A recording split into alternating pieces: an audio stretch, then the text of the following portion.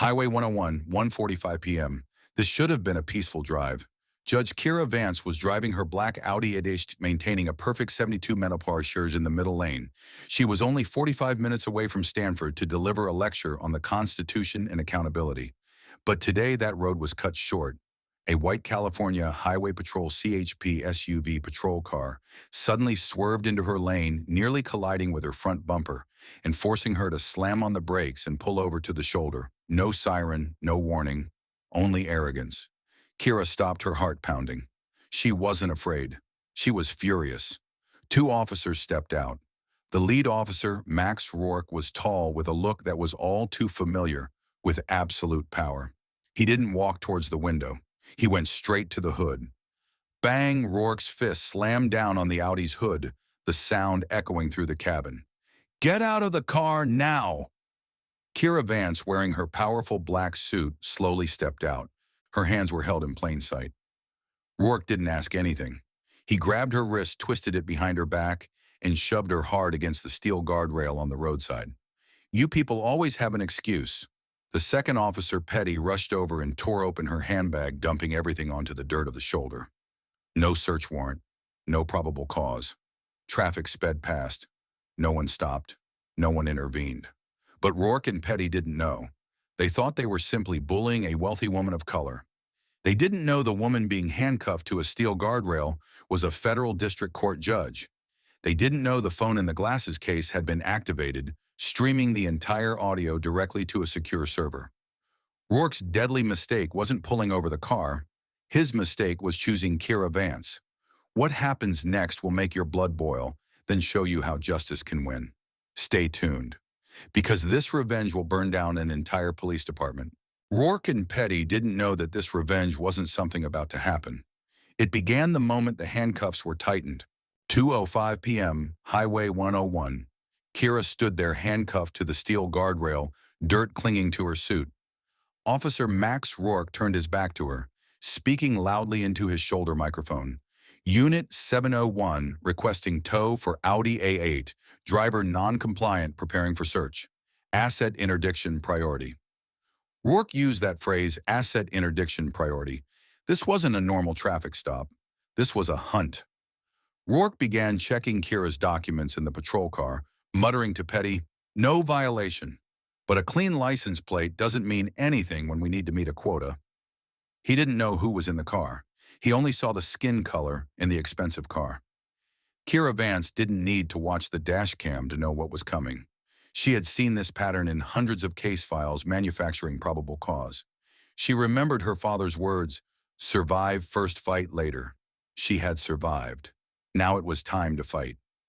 Rourke turned back, heading straight to the passenger window. He leaned in, shielding Petty's and the dash cam's view. He pulled out a small brown plastic bottle from his patrol pouch. The action was so quick it was almost imperceptible. He slipped it into the center console. "Do you know why I stopped you?" Rourke turned to Kira, his voice full of authority. "I haven't changed lanes in 10 miles, officer." "Are you arguing with me?" Rourke yelled, his voice rising. "I clearly see an open container on your floorboard. Are you driving under the influence?" Kira's blood ran cold. "There is no container in my car, officer. You have planted evidence." Rourke smirked. "You people always have an excuse. Unit 701 request backup. Driver resisting and threatening." That lie, coupled with the planting of evidence, was recorded not only by Kira's hidden phone, but also by 3 passing citizens' phones that were slowing down. Rourke had made the deadliest mistake of his career. He underestimated his opponent. He attacked a federal judge, and he acted carelessly in front of a watching world. Kira's next call wouldn't be to the police.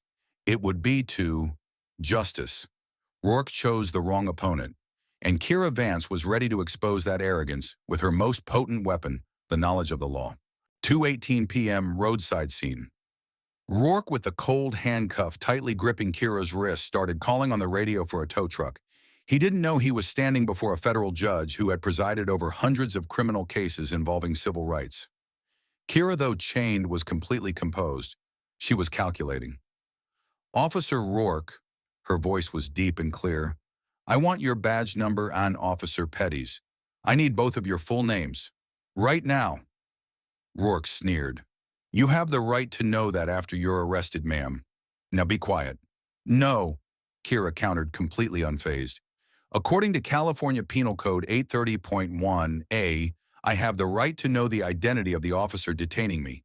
You are violating my Fourth Amendment rights right now. Rourke paused. He wasn't used to being countered with legal codes. Petty, standing behind him, took a small step back. Kira continued, her voice sharp as a honed blade. You have threatened, planted evidence, and detained me without lawful probable cause. I have recorded all of it, and you've made a mistake. You thought you were dealing with just another driver. You are wrong. She looked up at Rourke, who was looking back with growing confusion and panic. My name is Judge Kira Vance, United States District Court for the Northern District of California. The air on the roadside thickened. Petty turned around, retreating a step toward his patrol car, wanting to distance himself from Rourke. Rourke froze. His hands dropped to his sides. Just moments ago, he thought he had snagged a fat catch. Now he realized he had caused a federal crisis on Highway 101. Rourke thought he had handcuffed a woman. He had handcuffed a branch of power. But what he didn't know was the most important evidence wasn't Kira's identity. The evidence lay in the story Kira had silently collected for years. And that silence was about to end. Rourke trembled at Kira's identity as a federal judge. But even as the truth exploded, the system wasn't ready to let go of its prey. 2:25 p.m. Highway 101. Officer Petty had retreated completely toward the patrol car, trying to create physical distance from Rourke. The name Judge Kira Vance, United States District Court, echoed like thunder. But before Rourke could stammer an apology, his radio squawked again, not from the usual dispatcher, but from the internal frequency he had used earlier. Unit 701 confirmed situation. No report. Clear. Immediately, a black unmarked SUV with tinted windows pulled up to the shoulder in front of Petty's car. A man stepped out, wearing an expensive tailored suit, not a uniform, a badge clipped to his belt. Inspector Elias Thorne, Internal Affairs. He approached with the terrifying composure of a man sent to manage a crisis. Thorne walked past Rourke, his eyes pausing on the handcuffs gripping Judge Vance. He showed no surprise. He only showed calculation. Officer, what is going on here? I happened to overhear the interdiction unit radio traffic. Thorne wasn't there to investigate. He was there to control the narrative. Rourke stammered, Inspector Thorne, sir. Just a routine traffic stop. Driver was non-compliant. She claims she is. Thorne raised his hand, signaling Rourke to silence. He looked directly at Kira Vance. Ma'am, I am Inspector Thorne, Internal Affairs. I understand you're upset, but accusing an officer who has served his country of planting evidence is a very serious charge, especially when it's just your word against two of our officers. This was the moment Kira understood Thorne wasn't justice. He was the blue wall personified. He didn't come to clarify the truth, but to bury it. I am not making an accusation, Kira said, her voice icy. I am stating a fact, and my word is not alone. You asked me why I was stopped, Inspector Thorne. It's part of asset interdiction priority, isn't it, Code 1099? Thorne frowned, losing his composure for the first time. He had been caught off guard by Kira. Code 1099 was not a public code. I'll make you an offer, Judge Vance, Thorne said, lowering his voice. Let's resolve this professionally.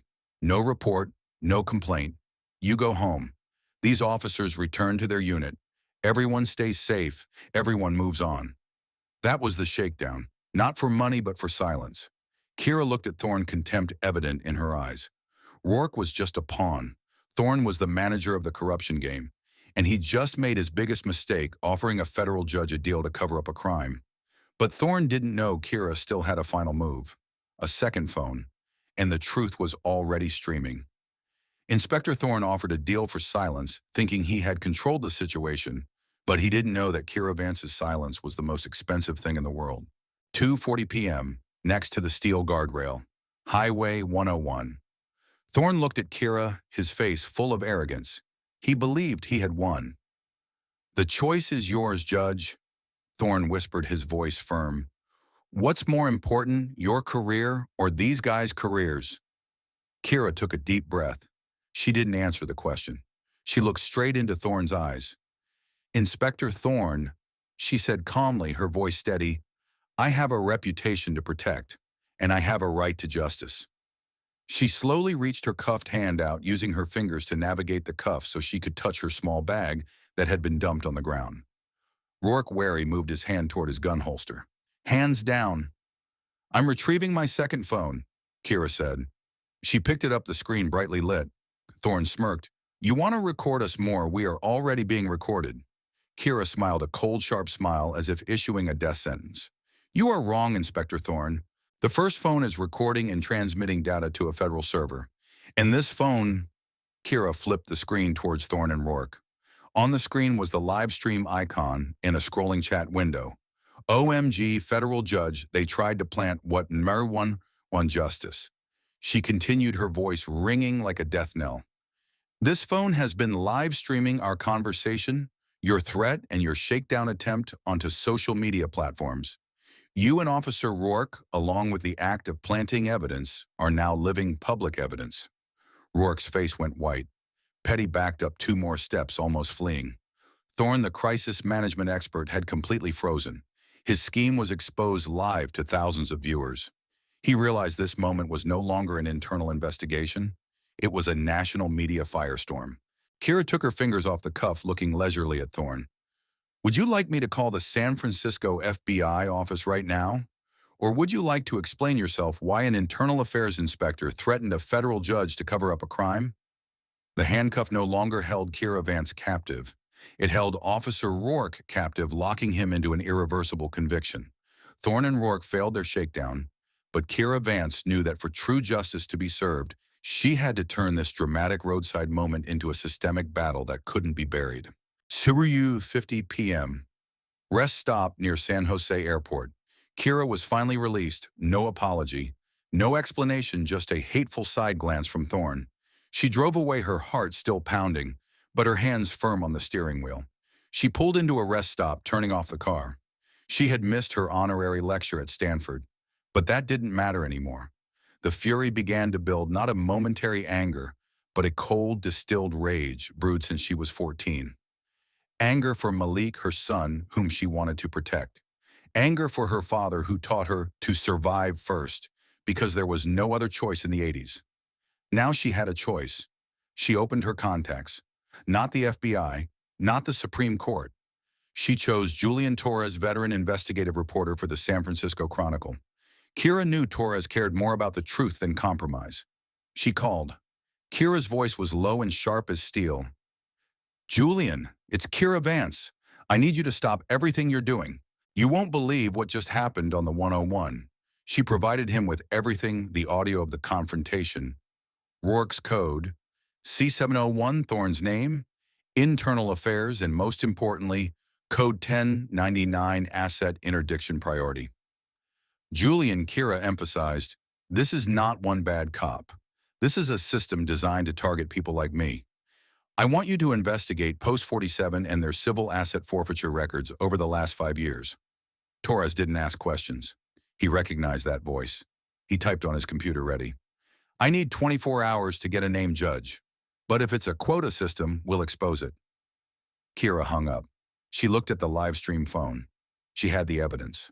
Now she needed the exposure to turn that evidence into an unsilenceable legal war. Highway 101, where Rourke thought he had hunted his prey, was about to become the scene of a revolution. Julian Torres had received the evidence, but Kira Vance knew that to bring down this network, she had to expose Inspector Thorne's role and the price he was willing to pay for silence. 3:30 p.m., San Francisco Chronicle office. Julian Torres wasted no time. He used the code 10989, asset interdiction priority Kira provided to access his sources within the California Highway Patrol. The truth exploded. Inspector Elias Thorne wasn't an internal investigator. He was a containment specialist for lawsuits against the interdiction unit at Post 47. Torres found 28 formal complaints against Max Rourke in the past 4 years. All were dismissed by Thorne without investigation. This was a pattern. Rourke caused trouble. Thorne covered up. The system continued to profit. Torres called Kira back. Judge Vance, he's not a good guy. Thorne told my source that if he covered up your case, he'd be promoted. The price of your silence wasn't money. It was the promotion of a corrupt officer. Kira gripped the phone tightly. Thorne offered a deal. No report, no complaint, you go your way. She understood clearly he wasn't just protecting Rourke. He was protecting the entire criminal business model built on racial profiling and asset forfeiture. Kira's resistance shook the system, forcing Thorne to show his hand. But the system retaliated even more fiercely. Immediately after, Kira received a text message. Unknown number. The message was a photo. It was a picture of Malik, Kira's son, walking out of his high school basketball practice, taken from a distance. The photo quality was low, but the identification was clear. The text below, "Judge, back off, or your son will pay the price for your uncompromising nature." Now the battle had moved beyond legal limits. It became a personal battle about life. Thorne O'Rourke had crossed that line. Kira turned evidence into exposure. In return, the enemy turned her family into a target. Kira Vance was no longer the victim. She was a mother, and she was about to unleash the wrath of the Federation onto those who dared to touch her son. Horny PM Judge Vance's private chambers. Kira stared at Malik's photo, her breath heavy. The anger had now solidified into cold determination. She didn't call the local police, they were too close to Thorne and Rourke. She called Malik's mother, immediately ordering her to get the boy out of the house right away. Then she turned to her laptop. Protecting her son, preserving the evidence. These two priorities had to be executed simultaneously. She opened a new document. Title: Emergency Federal Preservation Order. In the next few minutes, Kira, in her capacity as a federal district court judge, drafted an order that could not be immediately appealed. She mandated the immediate and complete sealing of all traffic stop records, dash cam videos, and asset forfeiture data of Post 47. The order was effective immediately. Any attempt to delete, modify, or destroy data would constitute contempt of court and federal obstruction. She had set the perfect legal trap. This order did not need the Attorney General's approval. It came directly from the federal judiciary against a local police unit. They couldn't burn the evidence if they were prohibited by a federal court order from doing so. Kira printed the order, signing it with a sharp stroke of her pen. She immediately sent electronic copies to the federal prosecutor, the San Francisco FBI office, and Julian Torres. She wanted the system to know she was taking action. She had the evidence, and she had drawn a federal line around that evidence. Next, Kira added an item to the order: request for federal witness protection protocol for Malik Vance, son of Judge Vance, due to direct threat. Kira was not just a target. She was a judge using her authority to protect her family and justice. Her order was the sledgehammer, and it was about to strike the system. Kira's emergency preservation order protected the evidence, but the enemy knew she was taking action. And the corrupt system was about to retaliate with a brutality Kira didn't expect. 5:30 p.m. FBI headquarters, San Francisco. Kira handed over the federal preservation order and the live audio evidence to the FBI agents. She sat back, exhausted but determined. Meanwhile, Julian Torres called. His voice was urgent, mixed with indignation. "Judge Vance, I found this. Not one bad cop, but a business model." Torres tracked Code 1099 and Post 47's asset forfeiture records. The data showed that over the past 3 years, over $3 million in cash and assets had been seized, with 88% targeting Black and Latino drivers. Only a fraction of that money was legally accounted for, Torres reported. The rest was diverted into shady covert operations funds and administrative costs. They were rewarding themselves with the public's assets. Kira closed her eyes. Organized betrayal. It wasn't a mistake. It was a strategy. Torres sent her an anonymously obtained internal memo. The memo was signed by Police Chief David Hayes, a white man in his early 50s, corpulent with a ruddy face and a confident smile that hides corruption, encouraging officers to escalate forfeiture operations for quarterly bonuses. But the most appalling detail was at the bottom of the document. Witness signature, a familiar name from the California Bar Association. Kira stared at the screen. Retired Judge Alistair Croft, a white man about 70 with neatly groomed silver hair, wearing gold-rimmed glasses and a dignified appearance. Her former presiding judge. The man who once praised her career in press conferences. Croft, a respected member of the bar, witnessed and approved a document encouraging systematic theft of assets based on racial profiling. Julian. Kira said, her voice colder than steel. This isn't just the police. This is corruption from the top down. Both the judiciary and the police are in bed together. The network was exposed. It was larger, more insidious, and more powerful than Kira had thought. But this discovery didn't scare her. It only reinforced her goal. Kira Vance wasn't just fighting one bad cop. She was fighting a network protected by the very people sworn to uphold the law. Kira had identified the pawns, Rourke the cover-up specialist Thorne, and the business model Post-47. But the true architect of the corruption network was the most terrifying discovery. 6:30 p.m. FBI office. The federal preservation order was executed. The FBI sealed Post-47's records, but Kira was not satisfied. She knew there was a bigger story being hidden. She opened again the internal memo Julian Torres sent. Witness signature retired Judge Alistair Croft, her former presiding judge. Flashback Croft was the one who recommended Kira for the federal district judge position. He had said, "Kira, you are the future of the judiciary. Fight for the truth, no matter the cost." Now he was witnessing a document encouraging systematic theft. Kira called Torres. "Julian, you have to do one thing. Find everything you can on Alistair Croft and his connection to any police funds or asset forfeiture funds. Find his connection to Code 1099. Torres typed. Just 10 minutes later, he sent a new file. The truth was revealed. Croft wasn't just a witness. He was the legal counsel for the California Fraternal Order of Police, FOP, for 15 years before retiring. Croft himself designed the legal statutes that allowed police departments to retain the majority of civil asset forfeiture money. He created the legal loophole for this criminal business model to thrive. Kira trembled. This wasn't just an abusive police officer. This was an architect of abuse shielded by the judiciary itself. Croft hadn't just betrayed his oath. He had betrayed Kira. He sent her into the battle knowing exactly who the real enemy was and that the enemy was right in his crosshairs. Kira Vance closed her laptop. Croft's betrayal was her most powerful weapon, because nothing brings down a system faster than when the law's creator is exposed as the law's biggest breaker. Kira Vance discovered Judge Croft's betrayal, but the corrupt network hadn't stopped hunting, and its next target was the thing she loved most. 7:30 p.m., FBI office, San Francisco. Kira was compiling evidence against Judge Croft when her phone vibrated. Unknown number calling from a distorted line. She hesitated, then picked up. The voice from the other end, dry and garbled, impossible to identify. "You still haven't backed down. That's a mistake." "Who is this?" Kira asked, her voice cold but focused. "We are the system you are trying to break. You know how powerful it is. Check your phone." The call disconnected. Immediately, Kira received a text. It was a new photo. The photo showed Malik waiting for the bus. The photo was not taken hours ago. It was taken this morning from a hidden angle, and Malik was looking straight into the lens, looking slightly confused.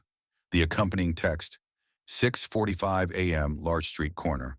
"We know the boy's schedule.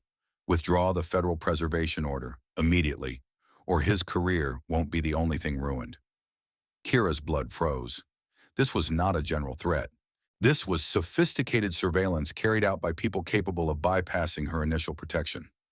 Rourke or Thorne could be tracked, but Malik was tracked.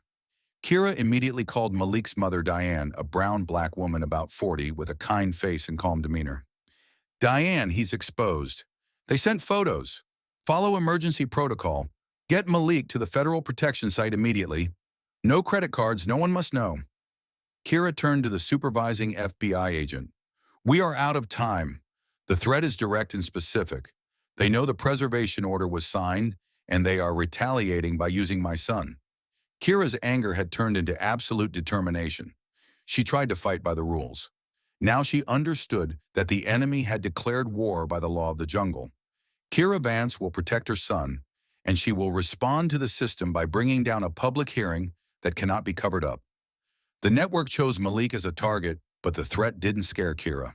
It only gave her the purpose to unleash the federal wrath upon those who violated the law. 8:00 p.m., Judge Vance's temporary private chambers. Malik was safe.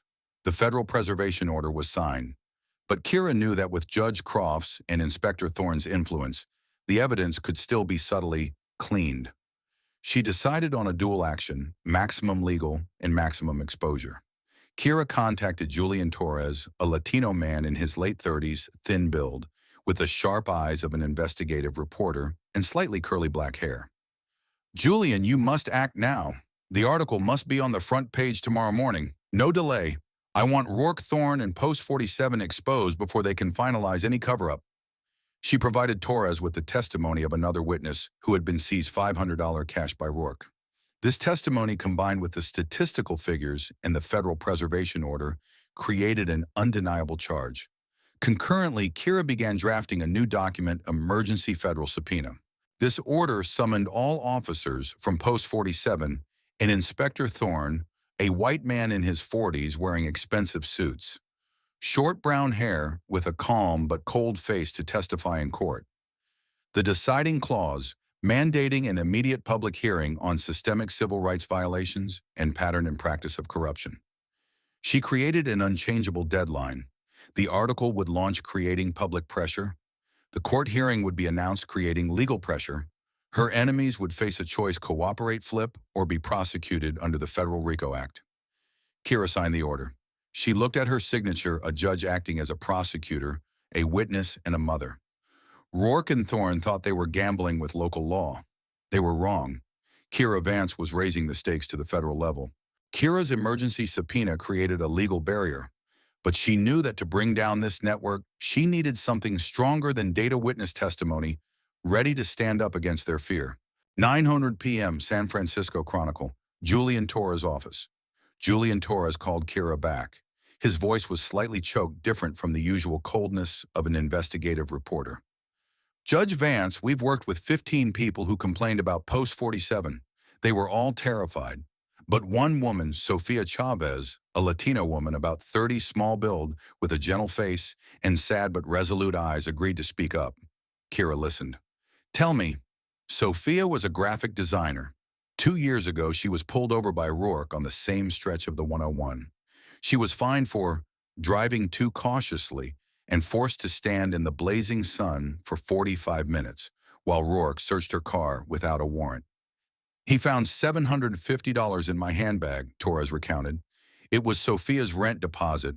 Rourke called it suspicious cash and seized it. He told her she had to hire a lawyer to get it back through civil court. Sofia couldn't afford a lawyer. She lost that money. She had to work 2 extra jobs to earn the deposit back.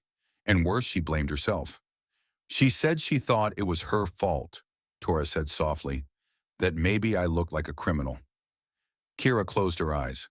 That was the goal of this system, not just to take people's money, but to destroy their self-confidence, making them accept the abuse of power, thinking it was their fault. Torres sent Kira the audio recording of Sofia's testimony. Sofia's voice was trembling, but at the end of the recording there was a powerful statement.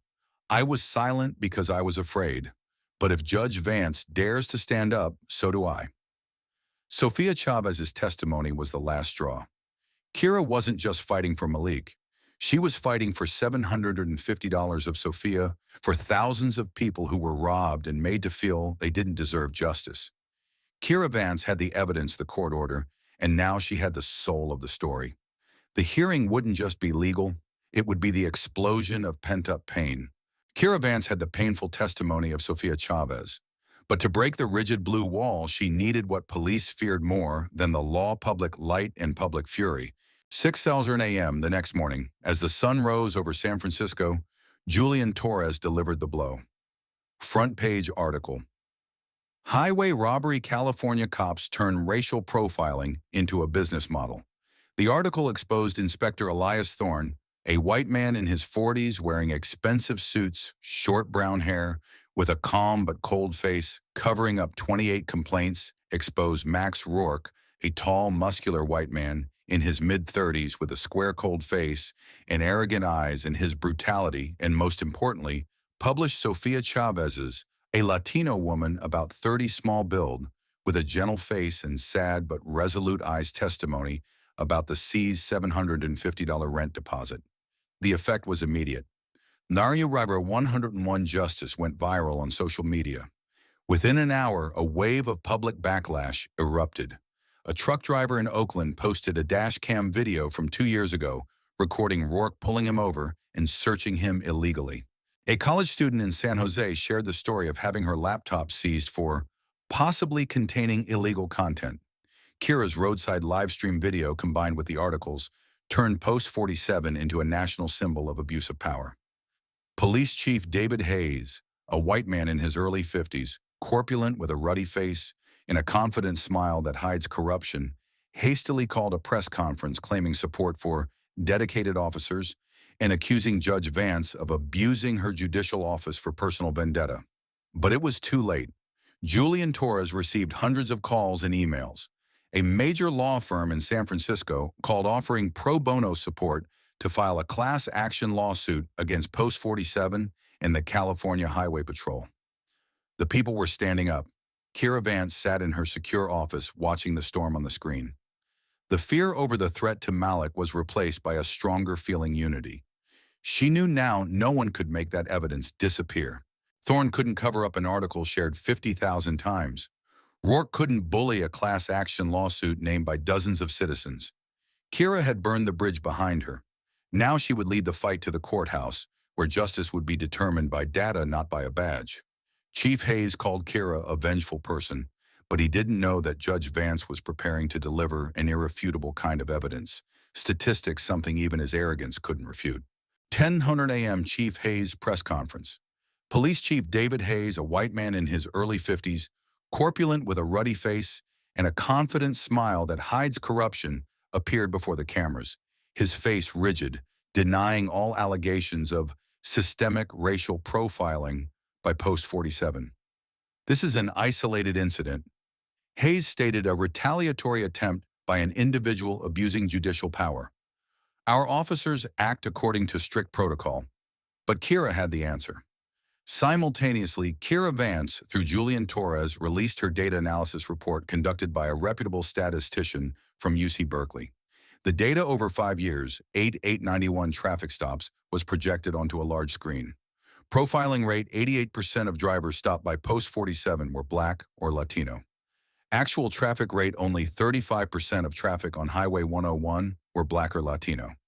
The disparity was 2.5 times. That wasn't random. That was prima facie bias. Kira read the report's conclusion aloud through a public statement. The report confirms that traffic stops on Highway 101 by Post 47 are not law enforcement. It is a deliberate pattern designed to target minority communities for the purpose of asset forfeiture. Hayes was completely caught off guard. The report was sent right in the middle of his press conference, and reporters immediately turned their cameras away from Hayes and toward the screen displaying the data. The final blow: the data analysis further indicated that Officer Max Rourke, a tall, muscular white man in his mid-30s with a square, cold face and arrogant eyes, had a 96% stop rate for Black Latino drivers. Mr. Hayes, Kira declared, your denial of racial profiling has been refuted by your own department's data. This is not one bad officer. This is systemic corruption embedded in your organization. Kira Vance elevated the fight from words to numbers, and numbers don't lie. She just provided the FBI and the Department of Justice (DOJ) with the final evidence they needed to turn this case into a formal federal investigation. Kira Vance used data to deliver a fatal blow to Chief Hayes' lie, but now she had to face a question: would anyone in that system dare to stand with her? 11:00 a.m. FBI office. While Hayes' press conference collapsed, an FBI agent's phone rang. The call was transferred to speakerphone with recording enabled. A strained, trembling voice hard to identify. This is Max Rourke. Officer Rourke, I need to see Judge Vance, right now. Kira jumped up. Rourke? What does he want? Rourke continued, his voice filled with panic. They're trying to pin everything on me, Thorne. Hayes, Croft too. They'll kill me. I'll confess everything. The whole Highway Hunters network. I need immunity. I need protection. I'll be the star witness. Kira looked at the FBI agent. Rourke's cooperation was an unbelievable flip. He was the only one who could provide insider evidence of the meetings, the dirty funds, and Judge Croft's modus operandi. The FBI agent nodded. Judge Vance, we are moving this case to federal court. RICO and conspiracy charges will be filed. Rourke's testimony is the catalyst we need to arrest the entire network. But the biggest shock was yet to come. Kira received a text message from an encrypted phone number. Not a threat. Ms. Kira, it's Malik. Don't worry, I'm safe. I need to tell you something. I've been working with the FBI since last month. I provided them with information about my trackers. Mom and I did this voluntarily. They needed a live target to collect evidence. I'm proud of you, Mom. Love you. Kira choked up. Tears began to fall. Malik, her son, wasn't just a victim. He was a hero and a central witness who bravely played the decoy to help her take down the system. Rourke flipped. Malik was a hero. Kira Vance was no longer alone in this fight. The systemic battle was over. Now was the time for justice to be served. Federal indictments were being printed. Officer Rourke agreed to flip. Malik was safe and a witness. Kira Vance had everything she needed to walk into federal court and end the war Judge Croft had started. 800 a.m., United States District Court for the Northern District of California. Day of the hearing. The hearing didn't take place in a small courtroom. It took place in the Great Hall with CNN, NPR, and dozens of other news cameras pointed at the bench. This wasn't a traffic stop. This was the trial of systemic corruption. Police Chief David Hayes, a white man in his early 50s, corpulent with a ruddy face and a confident smile that hides corruption, and Inspector Elias Thorne, a white man in his 40s wearing expensive suits, short brown hair with a calm but cold face, sat at the defense table, their faces pale under the camera flashes. They weren't wearing uniforms. They were wearing suits the clothes of the accused.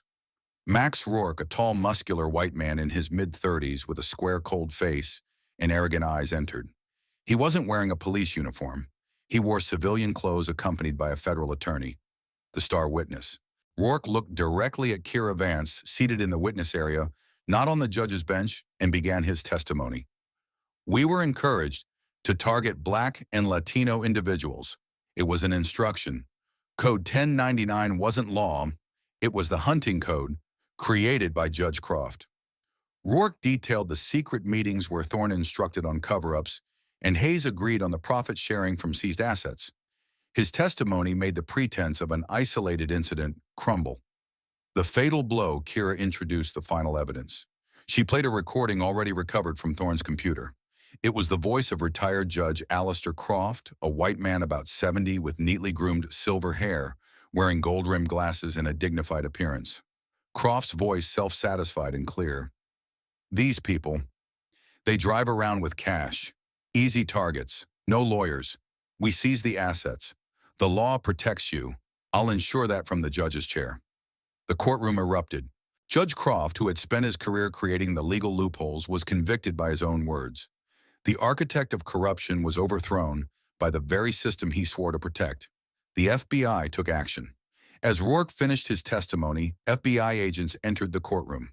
Chief Hayes and Inspector Thorne were arrested right at the defense table, charged with RICO conspiracy and civil rights violations. The collapse was complete. The crime was not of an officer, it was the crime of a system, and now that system had been brought to light. Kira Vance saw justice, but she knew the real fight had just begun by ensuring this will never happen again. 800 a.m., 6 months later. Santa Clara County Courthouse. The results were announced. Chief David Hayes, a white man in his early 50s, corpulent with a ruddy face and a confident smile that hides corruption, was sentenced to 15 years in federal prison for conspiracy and racketeering RICO. Inspector Elias Thorne, a white man in his 40s wearing expensive suits, short brown hair with a calm but cold face, received 12 years for obstruction of justice and witness intimidation. Max Rourke, a tall, muscular white man in his mid-30s, with a square, cold face and arrogant eyes due to his cooperation, will serve 3 years and must testify against the remaining officers. Retired Judge Alistair Croft, a white man about 70, with neatly groomed silver hair, wears gold-rimmed glasses, has a dignified appearance, and a warm voice that conceals deceit, is facing a federal grand jury stripped of all titles and pension. But the true victory was at the systemic level. The Department of Justice DOJ imposed a permanent consent decree on the California Highway Patrol and post-47 mandatory body cameras and a public database of every traffic stop. No more missing records. $4.3 million in civil asset forfeiture money was returned to over 200 victims. Sofia Chavez, a Latino woman about 30, small build, with a gentle face and sad but resolute eyes, received her rent deposit back along with compensation. An independent civil oversight board was granted real power to investigate complaints. Kira Vance returned to the judge's bench. Today she had a case involving another traffic stop. She listened to the officer's testimony, a young black officer wearing the new body camera. The officer concluded, "No violation, Your Honor. I followed the new protocol." Kira smiled. She received a text message. Malik Vance, a black-brown, 17-year-old tall and lean with bright clear eyes dressed in athletic wear. He was driving on Highway 101 going to basketball practice. "Mom, a patrol car followed me for 5 miles. But I'm fine. It didn't turn on its lights. Just normal driving." Kira took a deep breath. That was progress. That was the normalcy she had fought to achieve. She knew that justice was not perfection, but relentless reform. And sometimes all it takes is one woman being handcuffed to a steel guardrail to prove that the badge doesn't make you right. The law and the evidence do. If this story moved you, hit like and subscribe. Share it so others who have been abused know they are not alone. Your camera is your best weapon. Don't be silent. Because Kira Vance taught us that when justice comes, it will be cemented by the law, and it will arrive under federal oversight.